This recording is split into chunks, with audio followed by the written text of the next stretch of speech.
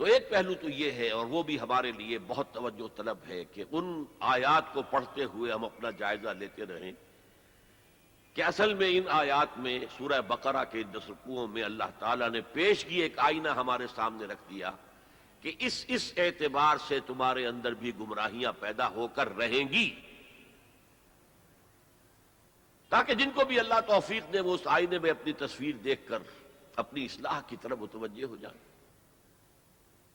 دوسرا، اس حدیث میں حضور نے فرمایا کہ جو حالات ان پر وارد ہوئے تھے، ایک ہے ان کی اپنی اعتقادی اور عملی گمراہیاں، ایک ہے جو حالات ان پر واقع ہوئے تھے، وہی حالات امت محمد صلی اللہ علیہ وسلم پر بھی واقع ہوں گے۔ اور اس ضمن میں جو آپ نے تشبیہ دی ہے، اس سے زیادہ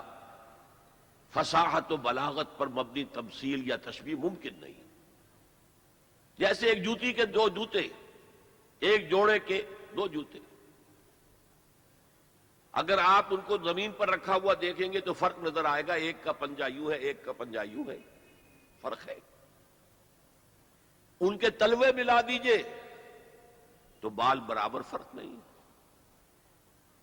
تو ویسے تو ظاہر بات ہے ان دونوں امتوں کی تاریخ میں 2000 سال کا فصل ہے، نصف صدی کا قصہ ہے، 2-4 برس کی بات نہیں۔ تو ایگزیکٹلی تو وہ حالات نہیں ہو سکتے، لیکن یہ کہ اگر آپ تھرو دی لائنز ریڈ کر سکتے ہوں، بین السطور،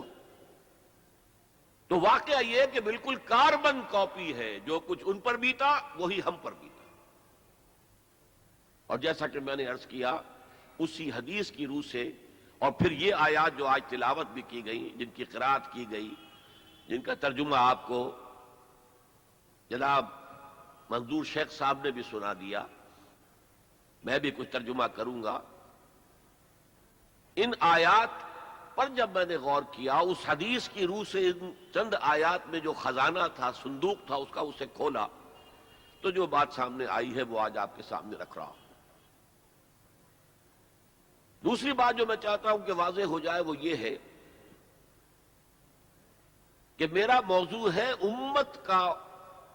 ماضی، حال اور مستقبل۔ اسلام کا ماضی، حال اور مستقبل یہ دوسرا موضوع ہے، ان دونوں کو ایک شے نہ سمجھیے۔ اسلام کا عروج حضور کے اور خلافت راشدہ کے دور میں ہوا، اور خلافت راشدہ کے اختتام کے ساتھ اس کا زوال شروع ہو گیا۔ وہ زوال تقریباً 1400 برس تک مسلسل مسلسل مسلسل مسلسل مسلسل جاری رہا۔ ہاں، اب وہ وقت آنے والا ہے کہ پھر اس کا ایک عروج ہوگا، لیکن امت کا معاملہ اس کے برعکس ہے۔ امت ایک مرتبہ اٹھی، پھر گری، پھر اٹھی، پھر گری۔ اور بنی اسرائیل کے لیے انہی 4 ادوار کا تذکرہ ہے جو ان آیات میں ہے۔ ہم نے یہ فیصلہ سنا دیا تھا، پیشگی بنی اسرائیل کو، وَقَضَيْنَا إِلَىٰ بَنِي إِسْرَائِيلَ فِي الْكِتَابِ، اپنی کتاب میں، تورات میں، لَتُفْسِدُنَّ فِي الْأَرْضِ مَرَّتَيْنِ، تم 2 مرتبہ زمین میں بڑا فساد بچاؤ گے، وَلَتَعْلُنَّ عُلُوًّا كَبِيرًا، اور سرکشی کرو گے، بہت اونچی سرکشی، بہت بڑی سرکشی۔ اب یہاں پر حذف سمجھیے، محذوف سمجھیے، انڈرسٹوڈ سمجھیے کہ جب یہ وقت آئیں گے تو تم پر ہمارے عذاب کے شدید کوڑے پڑیں گے۔ اس لیے کہ آگے جو لفظ وعد آ رہا ہے، فَإِذَا جَاءَ وَعْدُ أُولَاهُمَا، تو وعدہ تو عذاب کا تھا اصل میں، یہ تو خبر تھی صرف، یہ وعدہ نہیں تھا کہ تم 2 مرتبہ اپنی تاریخ کے دوران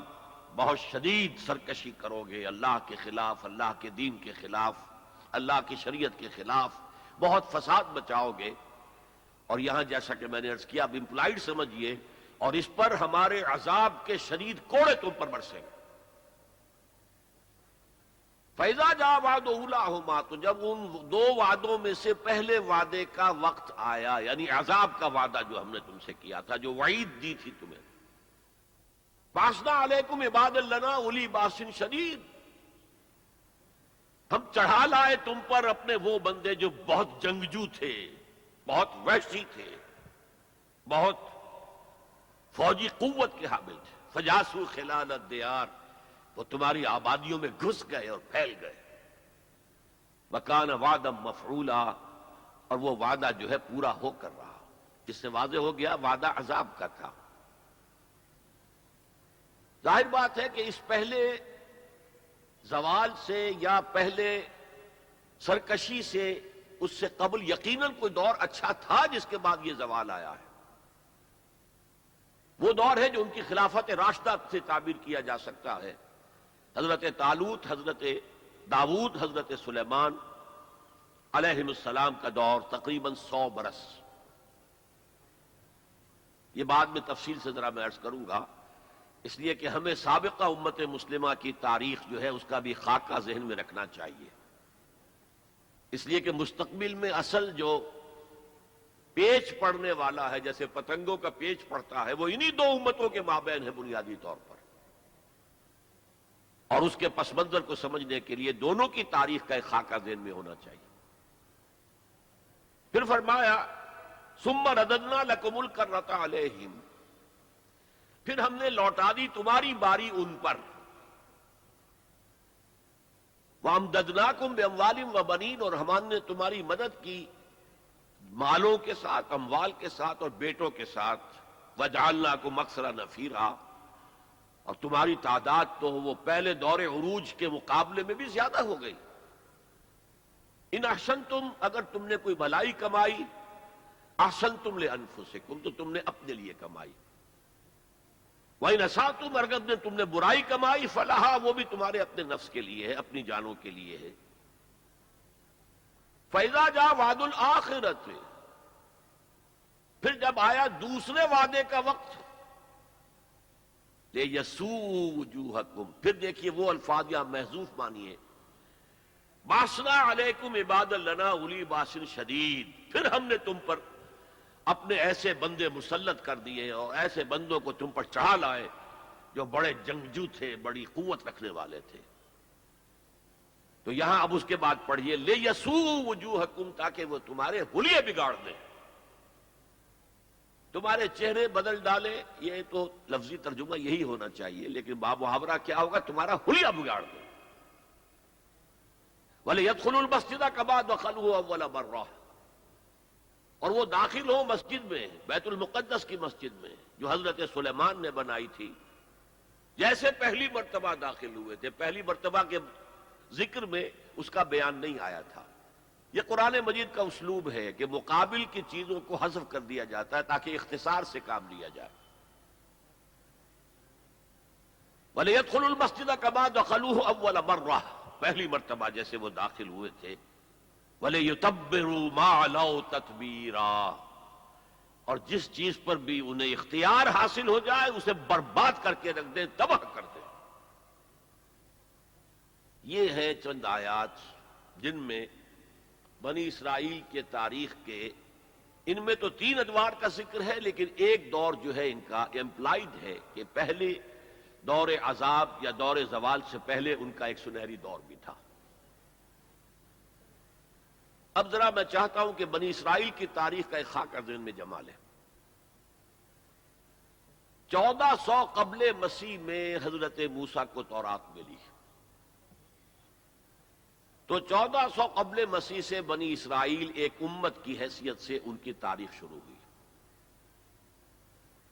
حضرت موسیٰ کے زمانے میں جب تورات حاصل کرنے کے بعد پھر آپ آگے بڑھے فلسطین کی طرف، اور آپ نے بنی اسرائیل سے کہا کہ اب داخل ہو جاؤ اور جنگ کرو، جو لوگ یہاں ہیں انہیں یہاں سے نکالو، مشرکین ہیں، نہایت گمراہ قومیں یہاں آباد ہیں، یہاں سے نکالو، تاکہ یہ سرزمین جہاں تمہارے جد امجد ابراہیم رہتے تھے، یہ سرزمین جہاں تمہارے جد امجد اسحاق رہتے تھے، حضرت یعقوب رہتے تھے، اور جہاں سے وہ ہجرت کر کے مصر تشریف لے گئے تھے، تم دوبارہ وہ زمین حاصل کر لو۔ لیکن انہوں نے جنگ سے صاف انکار کر دیا۔ فَاذْهَبْ أَنْتَ وَرَبُّكَ فَقَاتِلَا إِنَّا هَاهُنَا قَاعِدُونَ، اے موسیٰ جاؤ، تم جاؤ، تمہارا رب جائے، تم جا کے جنگ کرو، وہ تو بڑے بڑے قوی الجثہ لوگ ہیں، بڑے خوخار لوگ ہیں، ہم